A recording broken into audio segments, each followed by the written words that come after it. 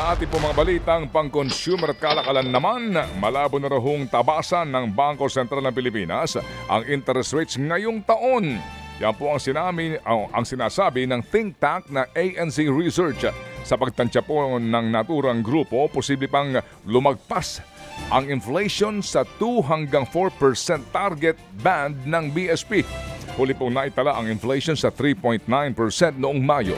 Ngayong taon ay bahagya po namang bumaba ang sinasabing inflation sa developing Asia kasama dyan ang Pilipinas. Pero hindi raw ito sapat para magkaroon ng interest rates cuts. Nanawagan naman ang grupo ng negosyante sa Metro Manila na wag nang ituloy ang legislated wage hike o ang pagsasabatas ng aumento sa sweldo. Nitong Pebrero, lumusot na nga sa Senado ang panukalang dagdagan ng 100 piso ang minimum wage sa lahat ng rehiyon. Ang apela ng Philippine Chamber of Commerce and Industry ng National Capital Region sa Kamara, wag na itong isulong.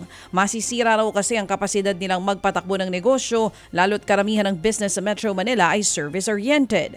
Ngayon pa nga lang daw, hirap na silang magpatakbo ng negosyo dahil sa gastusin sa manpower at sa kuryente. Kung isasabatas daw ang aumento sa sweldo, kakailanganing taasan ng presyo ng kanilang mga produkto at serbisyo para hindi malugi ang mga negosyante. Wala po naman daw balak ang pamahalaan na maghigpit sa investors at mga turistang galing sa China.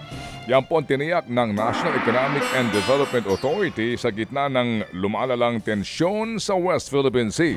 Ayon po kay Socio-Economic Planning Secretary Arsenio Balisacan, bukas pa rin daw ang Pilipinas sa lahat ng dayuhan na gustong maglagak ng puhunan o mamasyal sa Pilipinas. At kahit na bumaba ang Chinese investment at tourism sa bansa, naniniwala po naman ang NEDA na hindi naman daw ito'y dahil sa tensyon sa pinag-aagawang teritoryo. Ayon po sa NEDA, nakakaapekto pa rin daw ang regional tensions dahil sa gera sa Ukraine at Gaza. Pero aminado naman ang NEDA na kailangan ng huwag masyadong umasa ang Pilipinas sa pag-aangkat ng mga produktong galing China para lamang daw mapaganda ang food security sa bansa. Posibleng konektado raw ang nangyaring data breach sa Jollibee Group sa malawakang ransomware activities na tumama sa iba't ibang kumpanya sa mundo. Sabi nga ng National Privacy Commission o NPC, nasa 165 kumpanya raw sa buong mundo ang naapektuhan ng cyber attacks. Sa mga insidenteng yan, napasok at nakompromiso ng mga cybercriminal ang data leak ng mga kumpanya.